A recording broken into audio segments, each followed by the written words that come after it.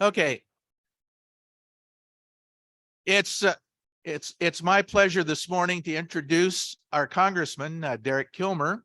I almost feel like Derek doesn't need an introduction because everybody knows him. But he's a member of our community, a longstanding member, although he's originally from Port Angeles, and went to school at Princeton and Oxford. And after completing his education, came back to Gig Harbor, where he worked for Pierce County Economic Development.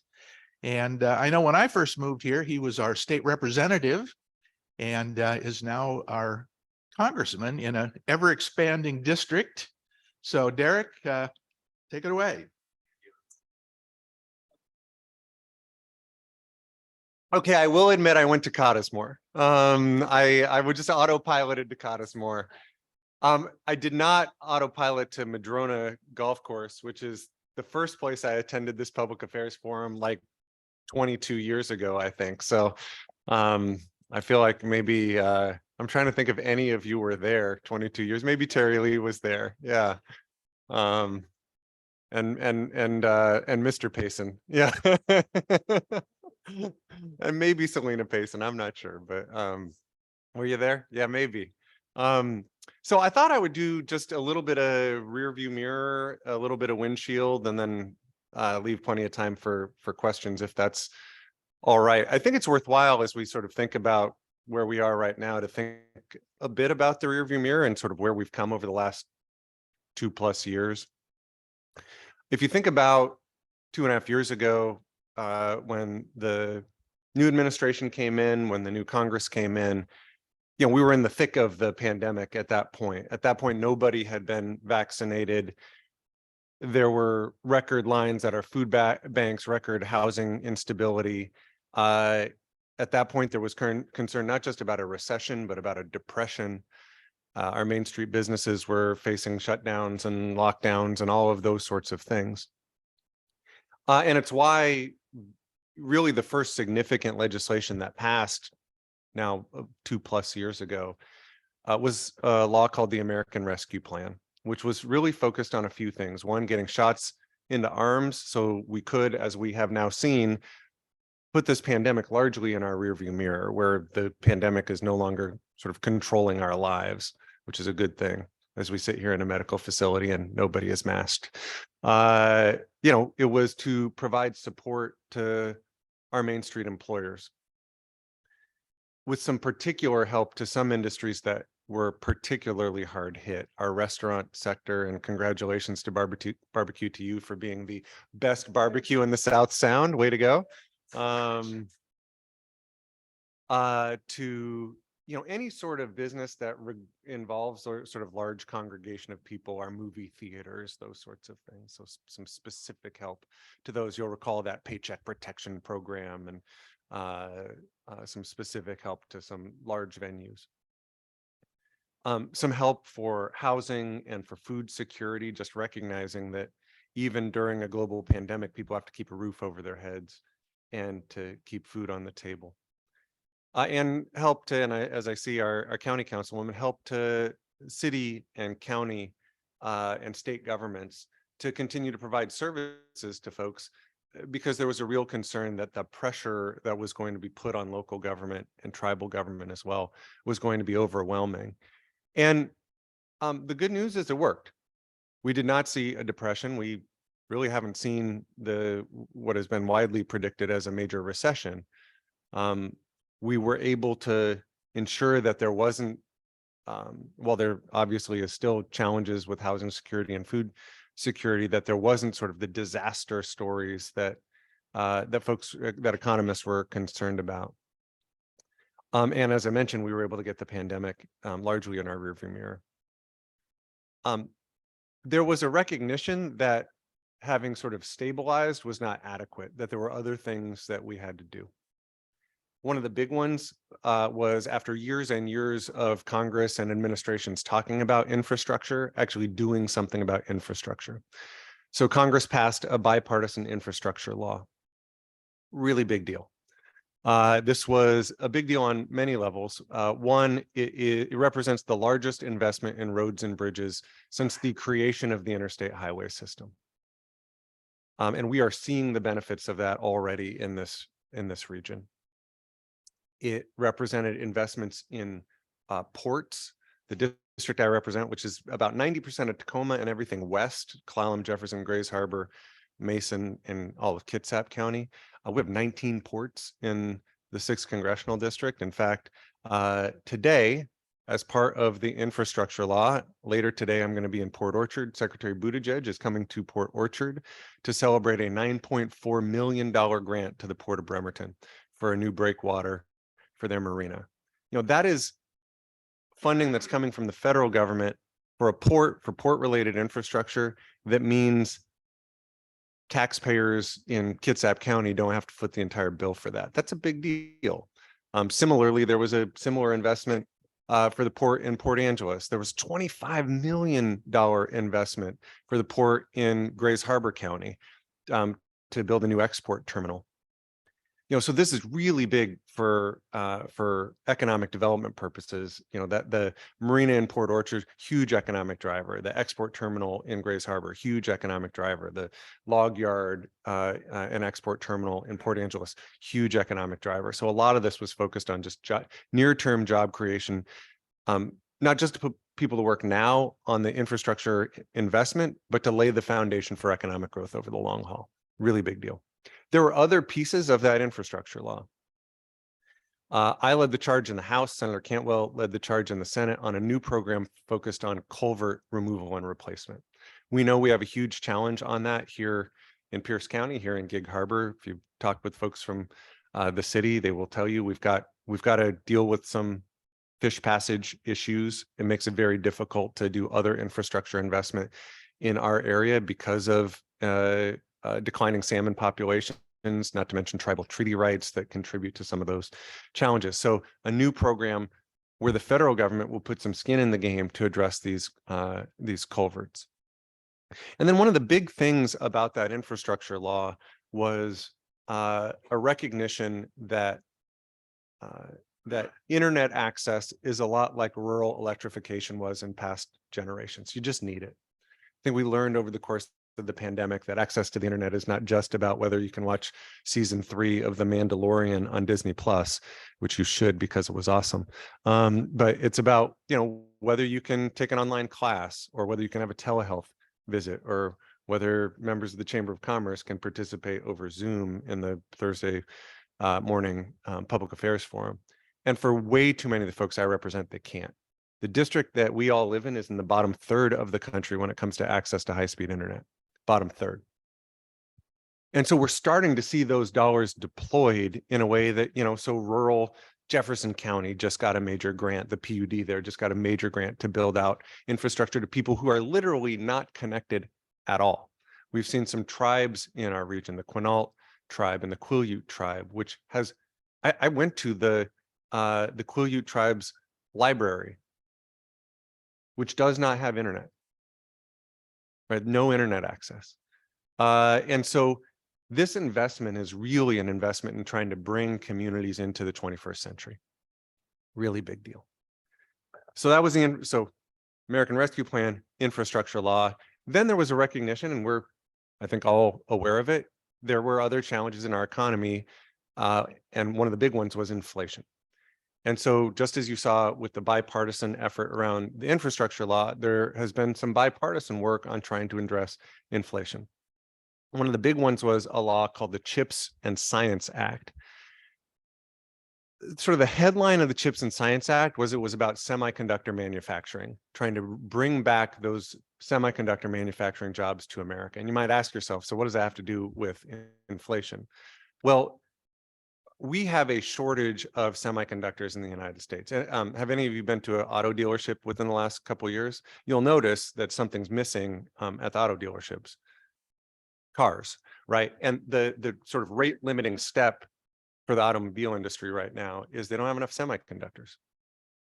If we're able to sort of prime the pump of manufacturing, increase supply on that front, we're able to increase supply of a bunch of these things where there is a shortage. This is basic econ 101, right? Supply is down, demand has gone up, prices go up, right? So if we can increase semiconductors, that means we'll see more automobiles on car lots. We'll see more appliances at Home Depot and Lowe's and all the places we buy our appliances. And where we're able to address that supply side challenge, it's going to pump the brakes on inflation. For a lot of those things where if you kind of disaggregate the inflation numbers, it's a lot of those things, and automobiles is a really big one, that are driving those inflation numbers. That was a bipartisan bill. Interestingly and very timely, a piece of that CHIPS and Science Act was a bill that I wrote, and it was focused on communities that have faced persistent economic distress. If you think about the 6 counties I just mentioned that I represent, we have a lot of those communities that have faced persistent economic distress in Clallam County and Mason County and Grays Harbor County. Counties that used to export wood products all over the world, and now there's a real concern that their main export is going to be young people. And so we put into the CHIPS and Science Act a pilot program, a new pilot program that's focused on providing flexible multi-year assistance to communities that have faced persistent economic distress. It's called the Recompete Act. And I mentioned this is timely because literally just this last week, the Economic Development Administration put out its what's called a notice of funding opportunity, so communities can start applying for this. We know we're going to see an application from Clallam County, from Grays Harbor County, from Mason County. And that's a testament just to the fact that there's a lot of need out there and that there's huge potential for these communities to work in partnership with the federal government, to work with the Economic Development Administration to kind of turn things around a bit. The other bill that was focused on inflation was called the Inflation Reduction Act, and it had really 2 pieces of it. Part of it was focused on healthcare, trying to ensure that there wasn't a big increase in premiums under the Affordable Care Act to provide that premium support that was slated to expire. But a lot of focus on trying to reduce healthcare costs for seniors in particular. Some of that has not yet taken effect. It's sort of little by little, it's sort of phasing in. So as an example, one thing that has taken effect is a cap on insulin costs at $35. So if you are a senior who grapples with diabetes, now there's a monthly cap of $35 on insulin. That's a big deal for seniors because we'd seen insulin costs go up very substantially. For the first time, Medicare is now empowered to negotiate with the drug companies, use its bulk purchasing power to try to drive down costs of prescription drugs. They're allowed to look, each year they're allowed to pick 10 of the areas where they think they can drive the highest value for American patients. That just started this last year. Beginning in 2025, there will be an overall cap on out-of-pocket costs for seniors. I think it's $2,500 out-of-pocket cap for seniors over the course of a year. When we see, we've had seniors outreach to our office who are paying, $12,000, $13,000, $14,000 per year for prescriptions. Capping that at $2,500 is a huge deal for seniors who might otherwise be priced out of having to pay for their meds. And I've talked to seniors who said, I'm skipping doses, I'm cutting pills in half, I'm making these terrible, terrible choices because I don't have a choice. And the other piece of that Inflation Reduction Act was focused on trying to reduce energy costs and to try to focus on our transition away from fossil fuels and make this movement toward alternative energy more affordable. And have the federal government put some skin in the game for things like electric vehicle charging stations and to provide tax credit to consumers who are looking to get a more energy efficient appliance or a more energy efficient automobile. So that was mostly on the sort of tax credit side of the ledger. So that was all rearview mirror. Let me talk a little bit about what's to come. And then I'll talk a little bit about one more thing that we've been working on, and then I'll open it up to questions. A few things to come in this Congress. There are some things that are just happen as a matter of course. So for example, we're going to take up a farm bill later this year. That's not just sort of ag policy. Sometimes that's rural economic development policy. Sometimes that's food security policy as well. And so there's a lot of discussion. Historically, the farm bill is something that passes with bipartisan support. Usually it's a little tricky getting there, but that's usually where it lands. Similarly, the National Defense Authorization Act, the defense bill, is usually a bipartisan bill. We will likely take that up very soon. Part of the reason I mentioned the defense bill is there's two components of the defense bill that really matter to our region. There's a bunch of components that matter to our region, but I want to mention two in particular. One is there's something called the Defense Community Infrastructure Program, DCIP it's called. And it's focused on having the federal government, the Defense Department in particular, provide infrastructure dollars to support communities that have a heavy defense, have a large defense installation. Think naval shipyard. Any of you drive through Gorst ever? Pretty sure the speed limit signs are only there for nostalgic purposes because the traffic is terrible, particularly in the morning commute into the shipyard, the end of the day for the shipyard. Part of the reason that Defense Community Infrastructure Program is important is we're pushing to get those dollars to address some of the problem at Gorst. That is not just a congestion problem. It is also a resilience problem because God forbid we have an earthquake. That corridor shuts down. We're basically cutting off access to the only West Coast shipyard that's capable of maintaining a carrier.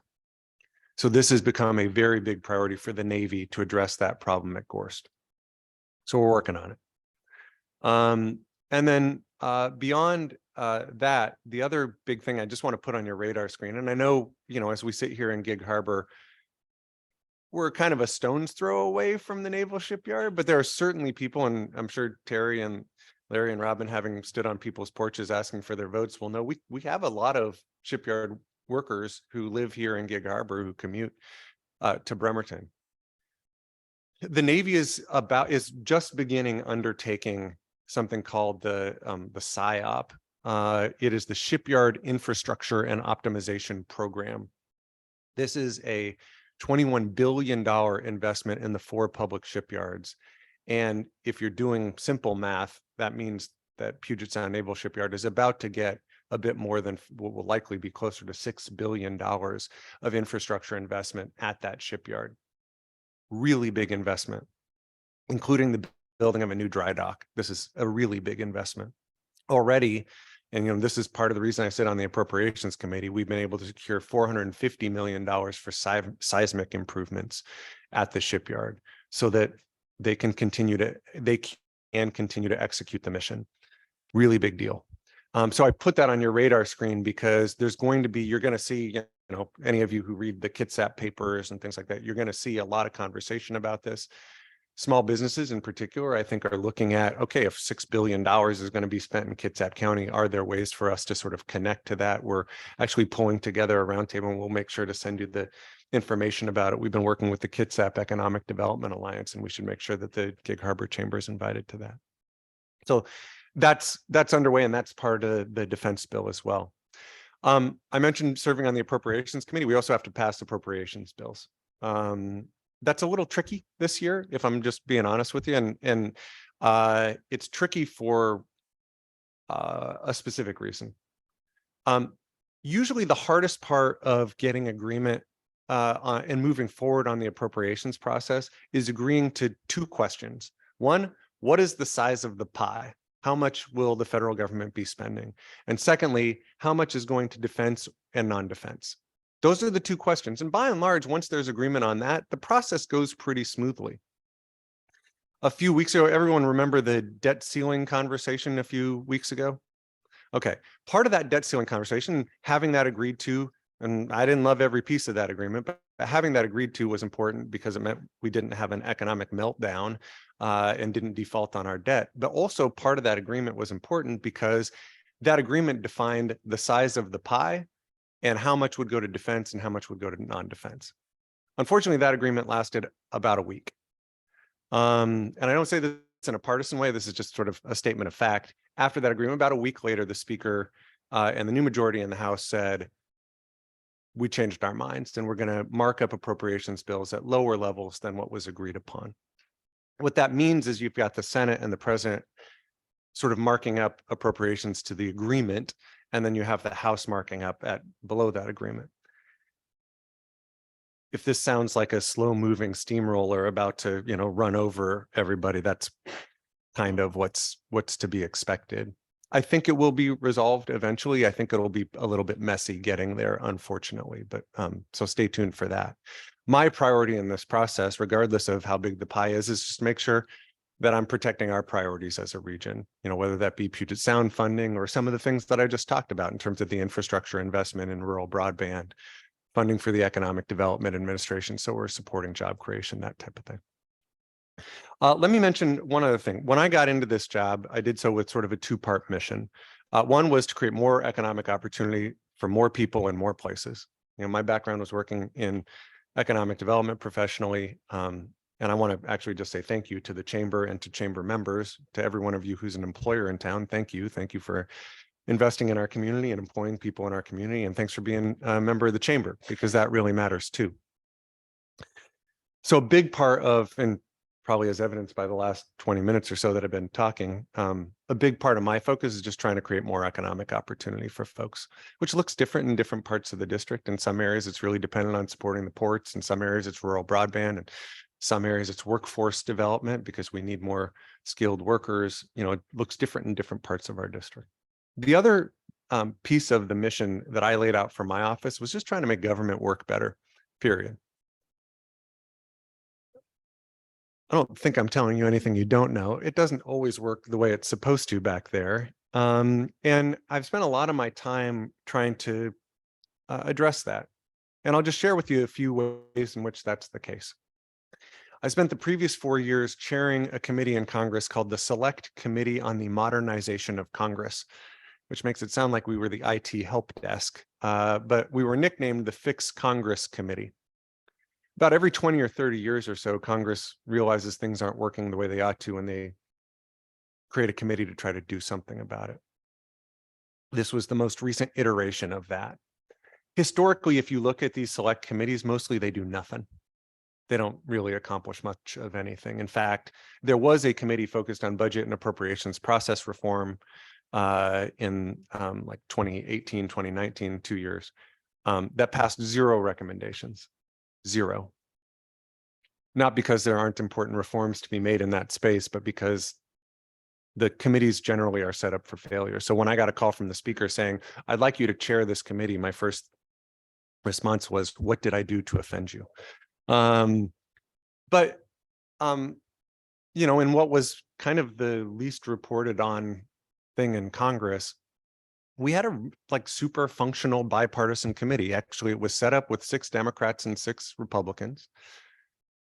By my request, we actually created a higher bar to make recommendations. It required a 2/3 vote for our committee to make any recommendations for fixing Congress. Why? Well, I don't. It seems to me that if you want to make systemic reform that is lasting, it has to be bipartisan. It can't just be one party sort of rolling over the other one. And so when I became chair of this committee, I decided if you want Congress to work differently, you have to do things differently. And we did a lot of things differently. So one, I called my Republican counterpart, which in the first term that we existed was a guy named Tom Graves, very conservative Republican from Georgia. In fact, he retired at the end of that term. His seat is now held by Marjorie Taylor Greene. Very conservative district. He was a very conservative member.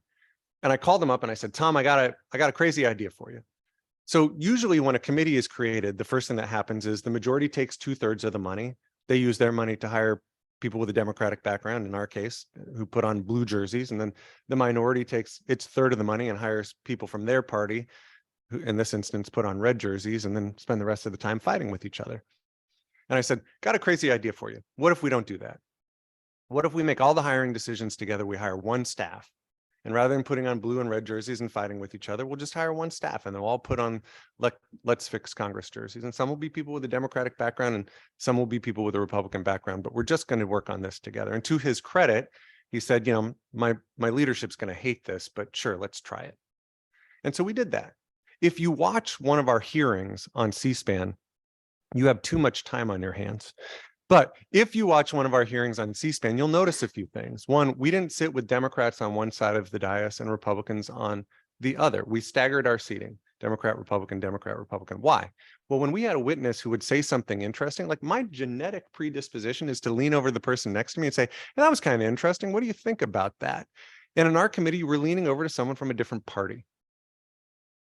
We didn't even sit at a dais. We sat around a round table. Why? Well, I don't know about you. I've never had a good conversation speaking to the back of somebody's head, right? Or being raised up from a witness, sort of interrogating them. We sat at the same level and just actually had dialogue and tried to look at this as not a game to be won, but as problems to be solved. I share this with you because this was not cosmetic. This was not cosmetic. Our committee, and I shared with you that by and large, these select committees passed 0 recommendations. Our committee passed 202 bipartisan recommendations. Every single one of them was bipartisan. 45 of them have now been fully implemented. About 70 are in the process of implementation. And to the credit of the new majority in the House, they implemented one of our final recommendations, which was to set up a new subcommittee on the House Administration Committee focused entirely on implementing the recommendations of our committee. I'm now the lead Democrat on that subcommittee. And so we're focused on implementation. And some of this deals with some really big stuff. And I'm happy to talk about that during Q&A if you want, but probably rambled on longer than you wanted me to. The other thing that I continue to be a part of, I co-chair a group in Congress called the Bipartisan Working Group.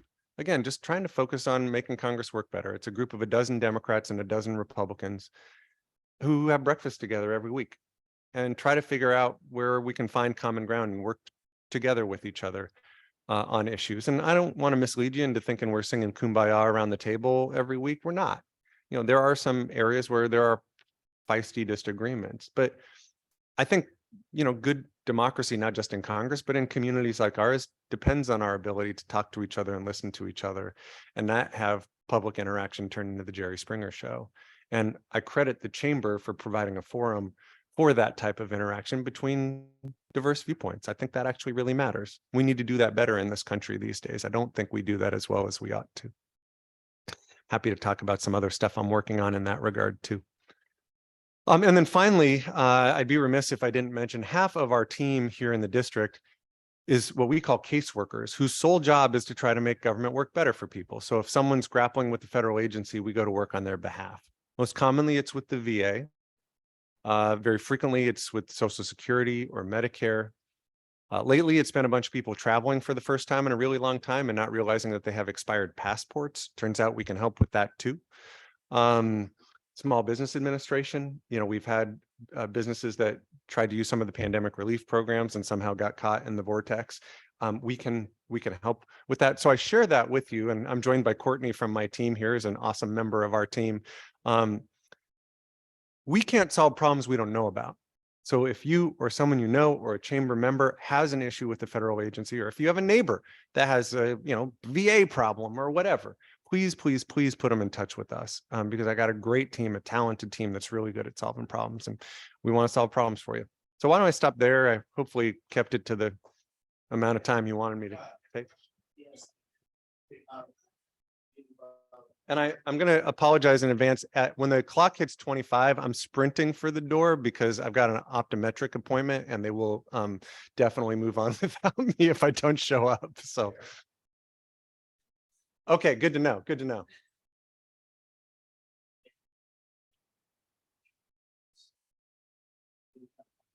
Sure.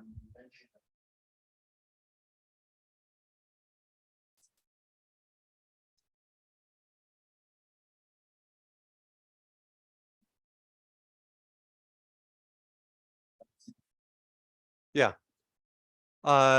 Bangor has an incredibly important mission, particularly with regard to its submarine base. Right now, you're seeing a fair amount of modernization within the submarine fleet. There is a lot of new construction, and this has had bipartisan support for new construction to the submarine fleet. Just like the naval shipyard is requiring a whole lot of infrastructure investment, submarine-based Bangor is requiring a substantial amount of infrastructure investment. You know, all of these bases here in our region, you know, there's sort of a lifespan to a lot of this infrastructure. And particularly as we see a new class of subs come on board, some of that infrastructure needs to be modernized. If we were just down there, I'll just give you an example. Even just electrical, like shoreside electrical infrastructure needs to be modernized when you're dealing with the submarine that's, say, 1 year old rather than 30 or 40 years old, right? It's entirely different systems. And so one of the things that I've been working on as an appropriator is making sure that we're making those investments to modernize the base infrastructure. They're also doing a fair amount, then the Navy writ large is doing a fair amount of hiring. One of the things that we've tried to do is, it used to be that jobs with the Navy in Kitsap County were among the highest paying and the most stable employment. That's gotten more complicated in recent years, particularly at the entry level. It's not always the best pay right now. And so one of the things that we've been working with the folks at Bangor on and with the folks at the shipyard on is doing what the Office of Personnel Management calls a wage survey to just make sure that they're maintaining competitiveness so that they can fill some of these positions that they need to fill, because they've got really important, this is not just a parochial interest in jobs in our region. This is a national security mission, and they have to be able to execute that mission. Yeah. Thank you, Congressman, for being here, for sharing a little bit of your life with us. The question I have has to do with the importance of the Bremerton shipyard. You mentioned Gorst. Gorst isn't the only plug point on SR-16 getting from the main to the main line to Bremerton. I was always a little disappointed that the federal government didn't step up to help buy down the tolls for the Common Allen's Bridge for this community, given the importance of that connection. So I'm wondering if the appropriation that you mentioned for the shipyard and the important things that will occur there, is any of that money, any of that appropriation going to improve the connection? In other words, will that help with some of the challenges that we have here in the Gig Harbor community, or the challenges that Kitsap County has with Gorst? Yeah. Any of that slated for transportation improvements? So there's sort of two separate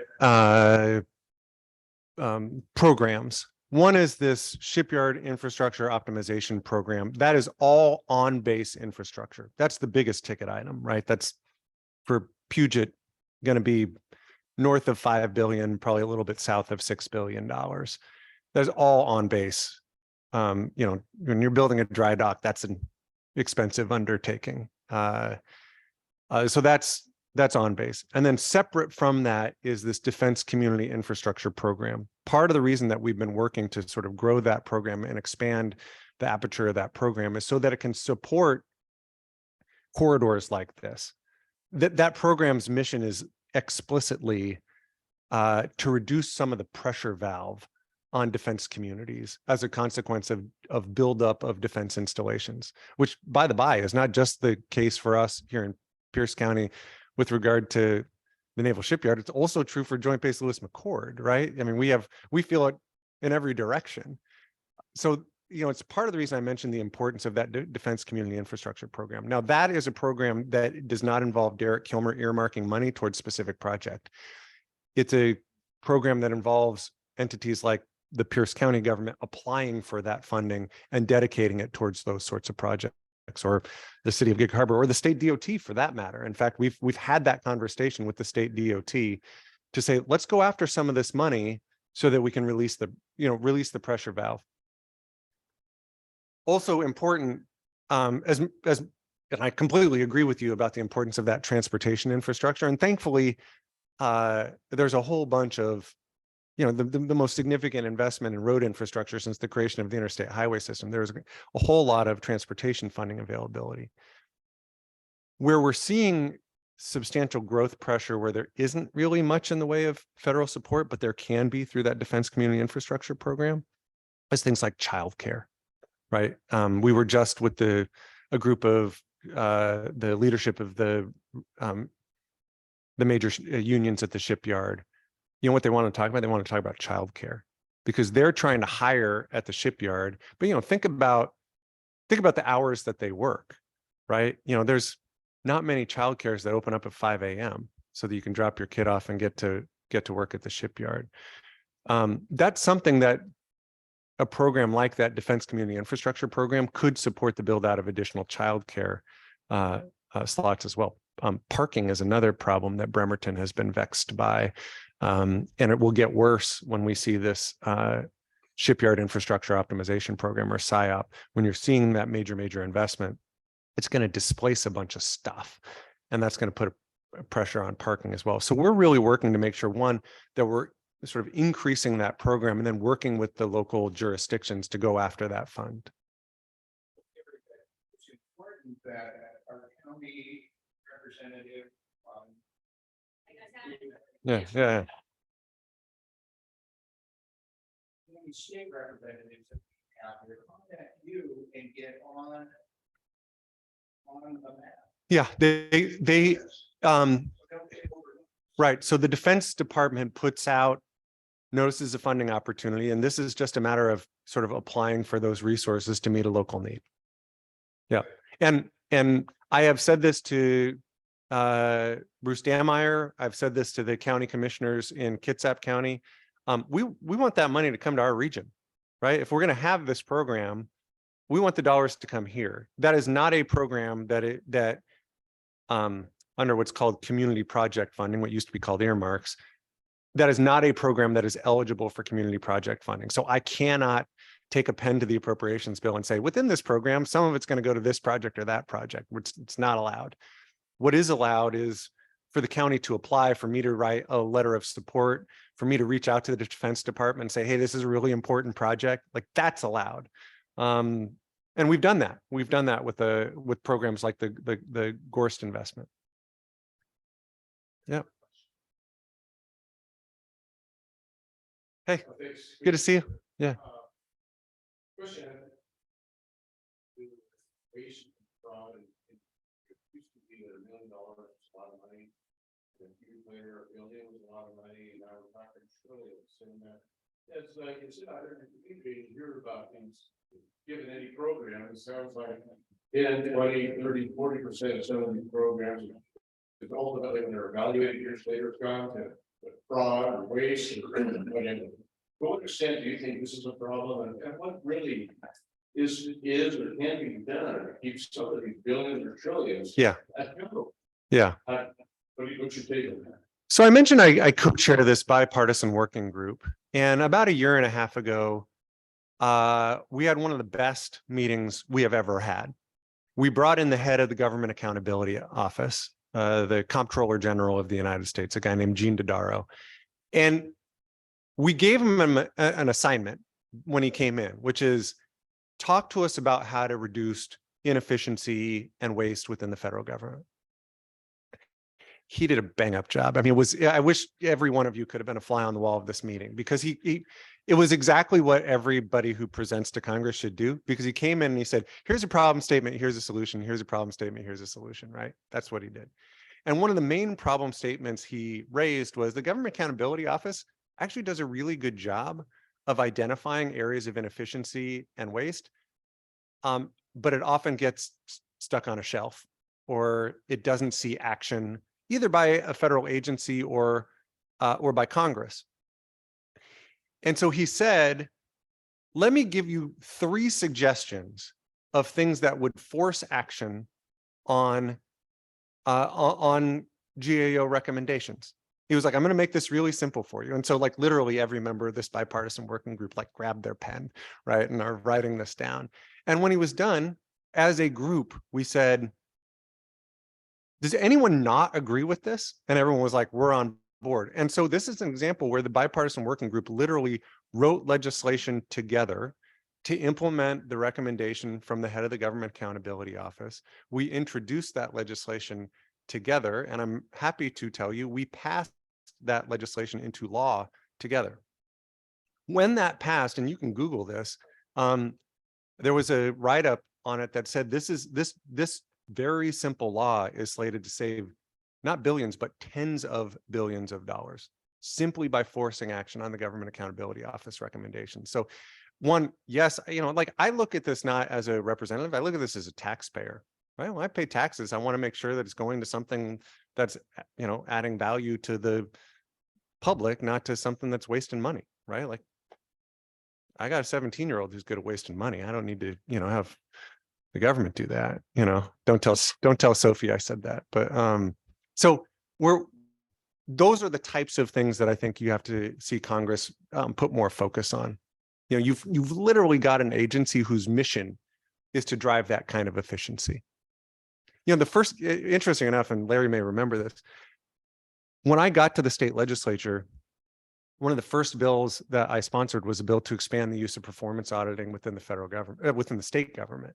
And I still remember, you know, they bring this bill in the state before a bill gets brought on the floor, they bring it to caucus, you talk about the bill. And I still remember someone standing up in caucus saying, well, why would we pass this? What if we find out that there's these programs that are wasting money?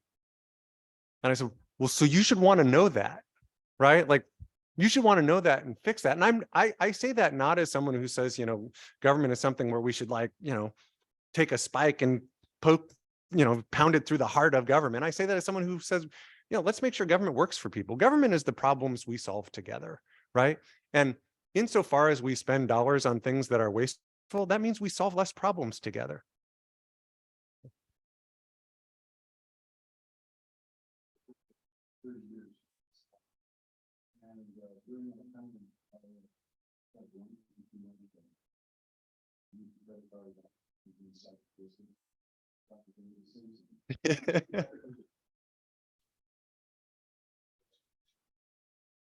Yeah. I think not, frankly, just with the Supreme Court. I think all three branches of government need to see ethics reform. In fact, just last week, I introduced a bill that would prohibit senior executive branch agency leaders from owning individual stock, because you have circumstances, and you certainly have, and this isn't unique to one party or the other. You have folks who are owning stock in companies that they're regulating or have oversight over. That's a problem. I think that, you know, we as taxpayers, all of us as Americans, should have confidence that the decisions that are being made in our interest, not in someone's personal financial interest. I'm also a sponsor of a bill that is a bit controversial with my colleagues to ban members of Congress from owning individual stock.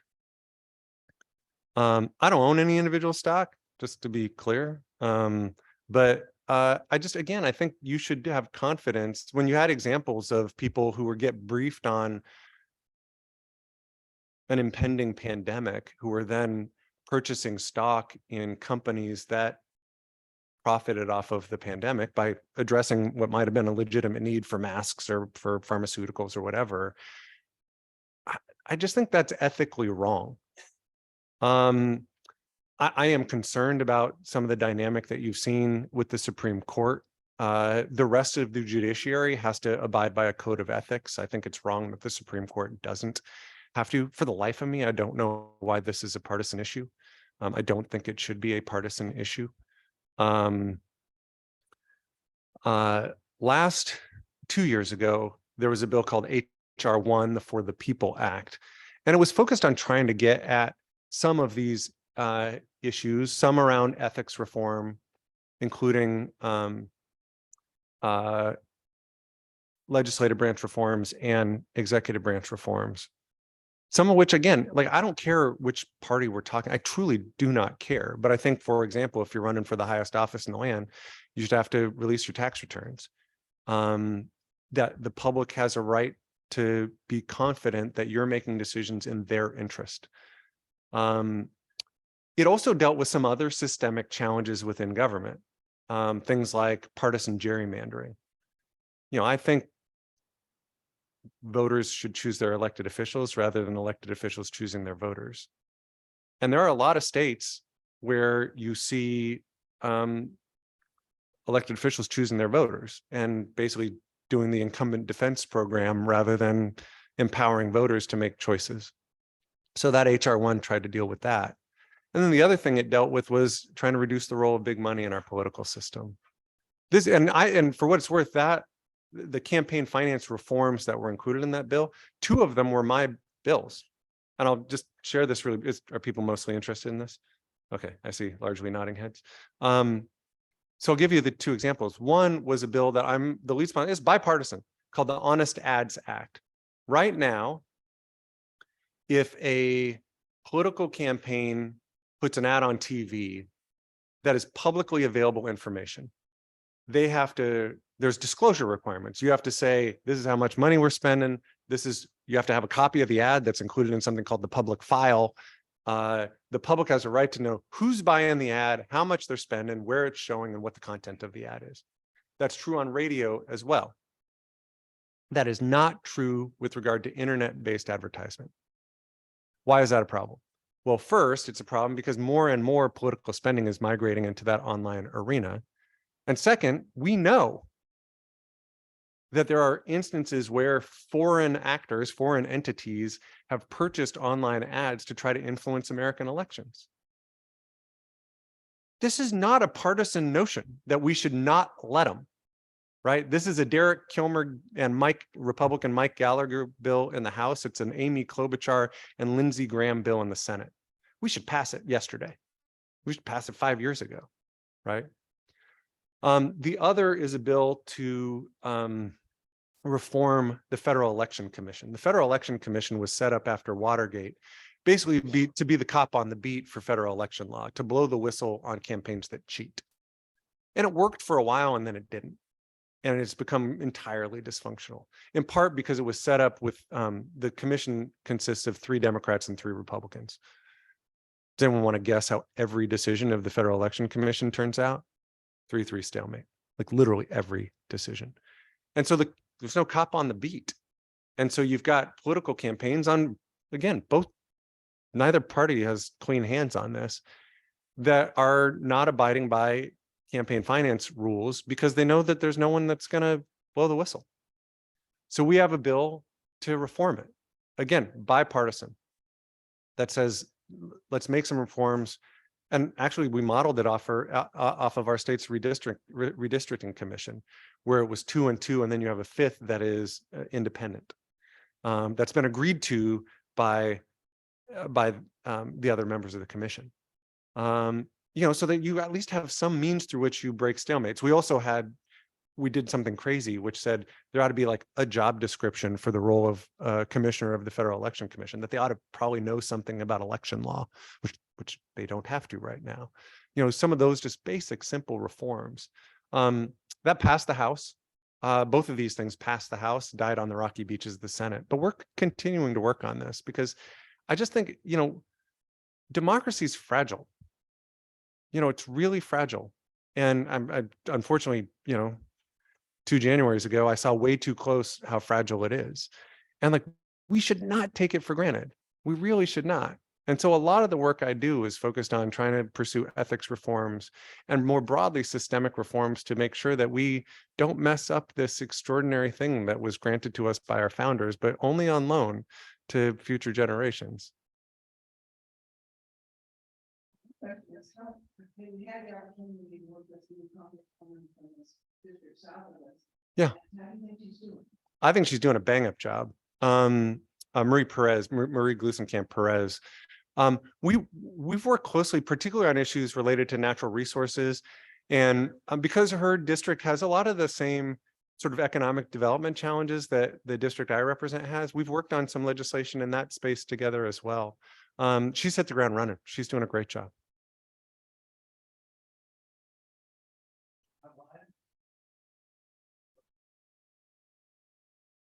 Federal government doing to help support local jurisdictions with those who need mental health services? So for those who need help now, before there's a negative consequence for them, the families and the communities. And for those who unfortunately have not received services and are now on the streets or are incarcerated. Yeah. That's from the state. Thanks for the question. And this is when I did the rear view mirror, I probably should have spoken to this as well. And in fact, my team included in the notes of things I was supposed to talk about and I didn't. So apologies to my team. Let me first just start with the problem statement. We have an extraordinary unmet mental health crisis in this region and in our country. And that is manifested by the fact that in nearly every county I represent, the largest provider of mental health services is the county jail. It is not the place to serve mental health needs. It's also manifested in the strain that it's put on our hospital systems, who are having to care for people in emergency departments and that can't release folks because there's no place for them to go. It's manifested in the number of folks who are unhoused, who are grappling with either addiction or mental health issues or both. Thanks. I wasn't sure if that was a blender or just in my own head. Sometimes I hear that. And there are a lot of pieces of this puzzle. We need more mental health providers. We need more beds. We need more mental health bed capacity. We need more sort of upstream financial mental health support, so that when someone has something that maybe hasn't become a crisis, that they're getting their needs met. And we need more crisis response, so that if someone is in severe mental crisis and may be considering suicide, or may be considering, maybe not even considering, but may be in the midst of crisis and looking at committing a crime or something like that, that there are resources to prevent that crisis from occurring. Thankfully, this is a problem that you saw Democrats and Republicans agree was a problem and agree on a solution last year. And it was a bill called the Bipartisan Safer Communities Act. We're going to do a roundtable on this when? August 1st. And we'll, again, maybe the council person who reached out, we can connect them. Because part of this new law includes providing some new grant support to communities that may be grappling with any one of these issues, right? Whether it be support for the new 988 suicide hotline, or support for schools that are trying to prevent an active shooter situation, or support for medical systems that have to recruit additional behavioral health providers. There are new, different, and robust resources that are being provided as part of that law, and these programs are just starting to roll out. So part of what our office is doing is trying to make sure that the communities that we represent know about these resources, can apply for them, can get letters of support from us, so we can go after that assistance, because we need it. Our region needs it. Okay, thank you, Derek. And time for questions, but unfortunately, we don't have time for answers. Okay. Speak here in about we got 2 minutes left. All right. If there's a fast one, otherwise all right. Thank you. Is this going to be a 10-part question? Because then I'm really hosed. All right. I don't know if the federal government still has an interest, a federal interest on the south side of Fox Island. They used to have a sub base over there. I think maybe they sold it, or anyway, we're in trouble with that Fox Island Bridge. Yeah. And the fixes, last number I heard is 156 million. The county doesn't have the money. Mhm. I don't know if the state has the interest, given the select population that's there. It's about 4,000.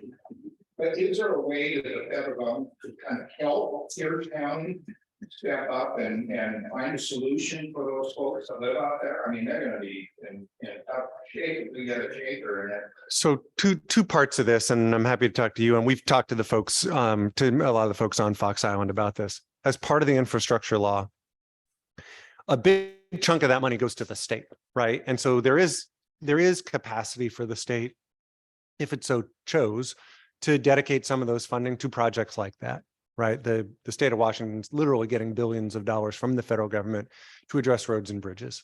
This is money that, is not dependent on state gas tax. It's literally just federal government granting those dollars to the state. And that'll happen over the course of the next 5 years. The second piece of this is there are a bunch of new competitive grant programs or existing programs that are focused on things like resiliency, failing bridges, that the county could apply for, since that's a county road, to go after funding. And when I presented to the Pierce County Council, I think Robin raised this question, and I sort of detailed, here are the programs. If the county chooses to apply for that funding, I will provide a letter of support. This is another situation where we don't have the capacity to just sort of like earmark $100 million for the Fox Island Bridge, but the county can, yeah, I know I got to go. but the county can pursue that funding, and I would support it. Yeah. Amen. Absolutely. Absolutely. I got a long list to give them. If you had a question we didn't get to, feel free to email me. If you don't get my email newsletter, just hop on my website, kilmer.house.gov. And thanks again to the chamber, to everybody who's a member of the chamber. Thanks in particular to folks who are employing people. I always got grumpy when I worked in economic development when elected officials didn't thank employers. So thank you to the employers online and in the room. I look forward to coming back next year. All right. Thanks, everybody. All right. I'm going to run.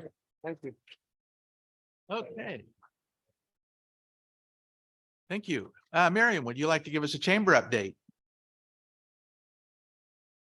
So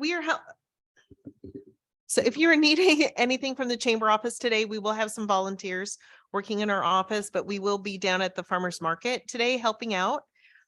So just give us a couple of hours to get your email or whatnot. So there might be a little bit of a delay. Anyway, so next week, where are we meeting? That's the library on the right.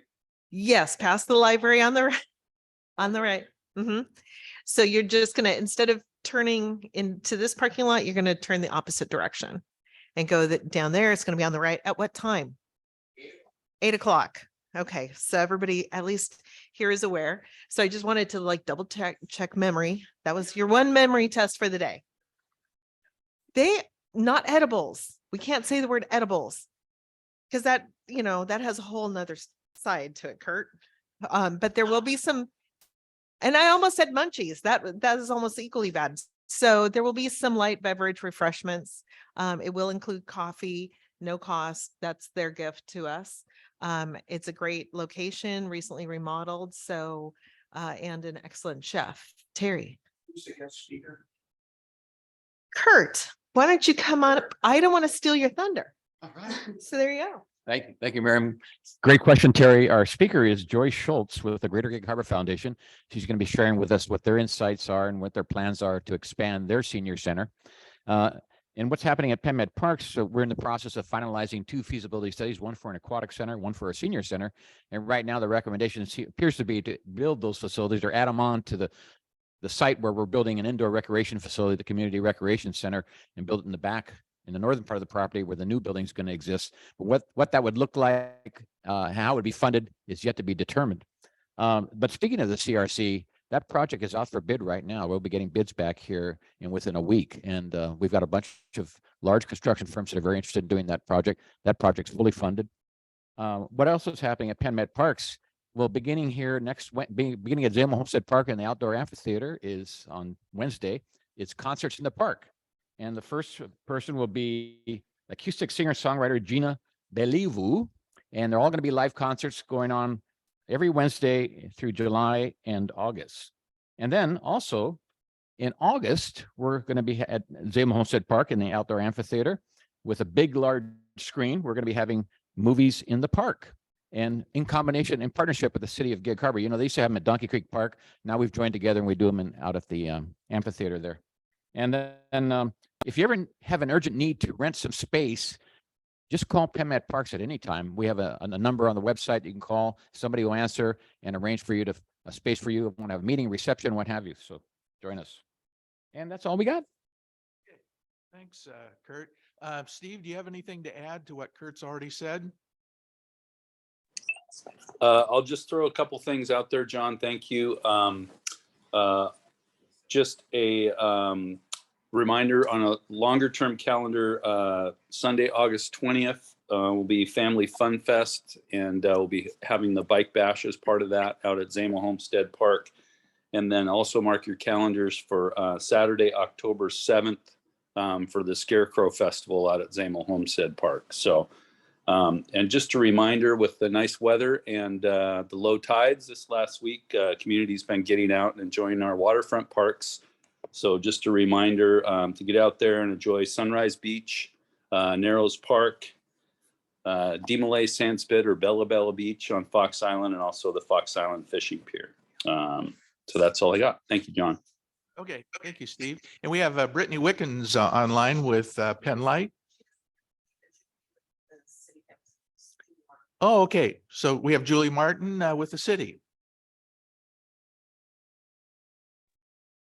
Good morning, everybody. I just wanted to remind everyone that the city is involved in our 2024 comprehensive plan, and we continue to seek out input on that plan as we continue to build that, so we can submit that to the state and also work with our partners at Pierce County. So please be involved. We want to hear from you. And if there's anybody else that has ideas on our comprehensive plan, we look forward to hearing from you. Thank you for the opportunity. Okay, thank you. And thank you to all of you for being here, and look forward to seeing you in our new location next week.